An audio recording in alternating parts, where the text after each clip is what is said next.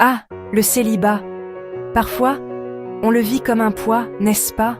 On voit les couples se former autour de nous, les amis qui se marient, les familles qui s'agrandissent. Et nous, on est là, seuls à table. Et moi, c'est pour quand? Comme sur le quai d'une gare, à regarder les trains partir les uns après les autres. On a l'impression d'avoir raté quelque chose, d'être en marge. C'est humain de ressentir ça. Mais laissez-moi vous dire une chose. Être célibataire aujourd'hui, ce n'est pas une fatalité. Ce n'est pas un échec. La société nous met une pression folle. Films, chansons, publicités qui vendent le bonheur à deux. On se dit qu'il manque une case, on commence à douter. Qu'est-ce qui ne va pas chez moi? On revoit nos anciennes histoires. On cherche la faille. Stop! Arrêtez ce manège. Votre valeur ne dépend pas de votre statut sentimental. Vous êtes une personne entière. Changeons notre regard sur cette période. Maintenant que l'on a dit ça, parlons de quelque chose de plus grand. Vous savez, j'ai rencontré tellement de gens dans ma vie, des agriculteurs, des cœurs seuls de tous les horizons. Et s'il y a bien une chose que j'ai apprise, c'est que le hasard fait rarement les choses. J'aime à penser qu'il y a un grand metteur en scène, un scénariste incroyable, qui veille sur chacun de nous. Appelons-le Dieu. Appelons-le l'univers. Appelons-le la vie. L'idée est la même. Pendant que vous vous agitez, que vous vous inquiétez, lui, il travaille en coulisses. Il prépare le décor. Il écrit les dialogues. Il place les personnages. Votre histoire est déjà en cours d'écriture. On a souvent l'impression que rien ne bouge. Les jours passent, se ressemblent, et l'amour ne frappe pas à la porte. On se dit, il m'a oublié. Faites confiance au timing divin. Il est toujours parfait, même quand il nous semble terriblement lent. Des histoires, j'en ai vu défiler. Des cœurs qui avaient presque abandonné tout espoir. Je pense à Pierre, cet agriculteur si touchant, la cinquantaine bien passée. Il était seul depuis des années. Il avait connu des déceptions, des chagrins. Il pensait que sa vie sentimentale était derrière lui. Il se consacrait à ses vaches, à sa terre, avec cette petite tristesse au fond du regard. Il a fallu du courage pour écrire, pour oser y croire encore un peu. Et puis, un jour, une lettre est arrivée. Cette lettre, c'était celle de Nathalie. Elle aussi avait son histoire. Et puis, il y a l'histoire de Sarah. Une jeune femme brillante, pleine de vie, mais qui enchaînait les mauvaises rencontres. Elle a beaucoup pleuré. Elle a beaucoup prié. Elle a décidé d'arrêter de chercher à tout prix. Elle s'est concentrée sur elle. Elle a appris à être heureuse seule. Et c'est là, au moment où elle s'y attendait le moins, qu'elle a rencontré Marc, lors d'une simple randonnée entre amis. Leur histoire s'est construite doucement, sur des bases saines et solides. Ces histoires ne sont pas des contes de fées, ce sont des exemples réels, qui nous montrent que l'attente, quand elle est bien vécue, est souvent le prélude aux plus belles histoires d'amour. Le célibat, si on y réfléchit bien, c'est comme une terre en jachère. Au premier abord, elle peut paraître vide, inutile. Mais un bon agriculteur sait que la jachère est essentielle. C'est le temps où la terre se repose, se régénère. C'est le moment de l'enrichir, de la nourrir, d'enlever les mauvaises herbes, pour qu'à la prochaine saison, la récolte soit plus belle, plus abondante que jamais. Votre célibat, c'est votre terre en jachère. En vous cultivant vous-même, apprenez une nouvelle langue. Mettez-vous à la poterie, à la guitare, à la salsa. Faites ce voyage dont vous rêvez depuis si longtemps. Allez-y seul. Vous découvrirez des ressources en vous que vous ne soupçonniez pas. Chaque nouvelle compétence, chaque nouvelle passion, c'est une graine que vous semez. C'est aussi le moment de faire le grand ménage. Quelles sont les mauvaises herbes de votre passé? Peut-être avec l'aide d'un ami, d'un confident, ou même d'un professionnel. Enlever ces mauvaises herbes est crucial. Enfin, enrichissez votre terre en cultivant vos amitiés.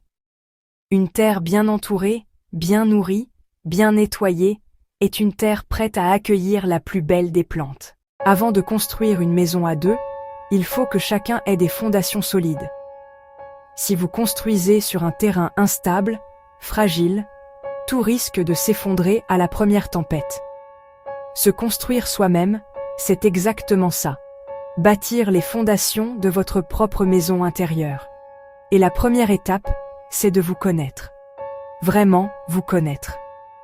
Qui êtes-vous quand personne ne vous regarde? Quelles sont vos valeurs profondes, celles sur lesquelles vous ne transigerez jamais? Prenez un carnet et écrivez. Faites le point, honnêtement. Une fois que vous vous connaissez mieux, l'étape suivante est de vous aimer.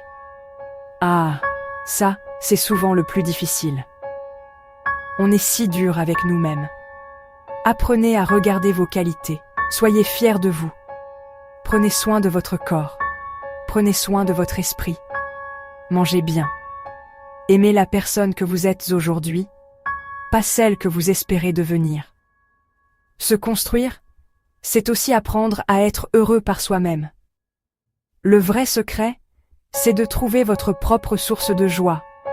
Et c'est là que tout change. Une personne qui se connaît, qui s'aime et qui est heureuse seule dégage une lumière incroyable. La confiance, c'est le carburant de l'espoir. Sans elle, on avance à sec, on finit par tomber en panne sur le bord de la route. Je parle de deux types de confiance, qui sont intimement liés. D'abord, la confiance en vous. Vous devez croire en votre propre valeur. Vous êtes une personne unique. Vos talents, votre histoire, votre sensibilité. Vous avez de l'amour à donner et vous méritez d'en recevoir. Cessez de penser que vous n'êtes pas assez. C'est faux. Vous êtes assez. Vous êtes exactement comme vous devez être. Cette confiance en vous, elle se nourrit de vos actions. Chaque fois que vous sortez de votre zone de confort. Le deuxième pilier, c'est la confiance en l'avenir, la foi. La certitude que de belles choses vous attendent, même si vous ne les voyez pas encore. Le vrai défi, c'est de garder cette foi quand le doute s'installe. C'est dans ces moments-là qu'il faut s'accrocher à cette conviction profonde que votre histoire n'est pas terminée, que le meilleur chapitre est encore à écrire. Ayez confiance en vous et en ce qui vous attend. C'est la clé qui ouvre la porte d'un avenir lumineux. Imaginez un instant que votre vie soit un grand livre écrit par le plus talentueux des auteurs. Chaque chapitre a son importance, chaque personnage a son rôle. Le chapitre de votre célibat n'est pas une page blanche ou une erreur de l'imprimeur. C'est un chapitre crucial, rempli d'enseignements, d'aventures, de développement personnel. C'est le chapitre où le héros, c'est-à-dire vous, devient plus fort, plus sage, plus conscient de sa propre valeur. C'est le chapitre qui prépare le terrain pour la plus grande de toutes les intrigues, la rencontre amoureuse. Et cet auteur, que l'on appelle Dieu, c'est exactement ce qu'il fait. Ce plan divin, ce n'est pas une feuille de route rigide que vous devez suivre à la lettre. C'est plutôt une direction, une promesse. La promesse que vous n'êtes pas abandonné, que votre désir d'amour est légitime et qu'il sera comblé. Mais à la manière de Dieu, pas forcément à la vôtre.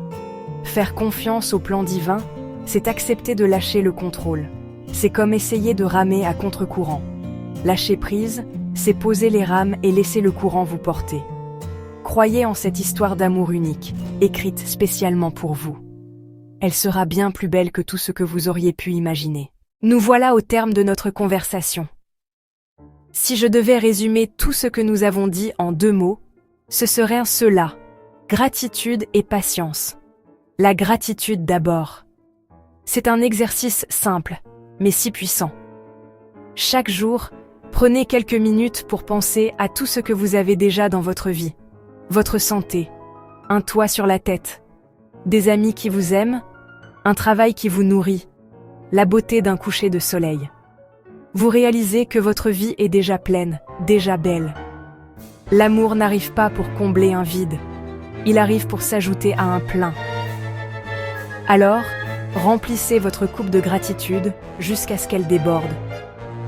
Remerciez pour cette période de célibat elle-même. Remerciez pour le temps qu'elle vous offre. Remerciez pour les leçons qu'elle vous apprend. Remerciez pour la personne plus forte qu'elle fait de vous. Et puis, la patience. Pas la patience résignée et triste, mais la patience confiante et sereine. La patience de l'agriculteur qui a semé ses graines. Votre saison pour l'amour viendra. Ne voyez plus votre célibat comme une malédiction. Voyez-le comme une bénédiction déguisée. Et ça, c'est la promesse du plus beau des bonheurs.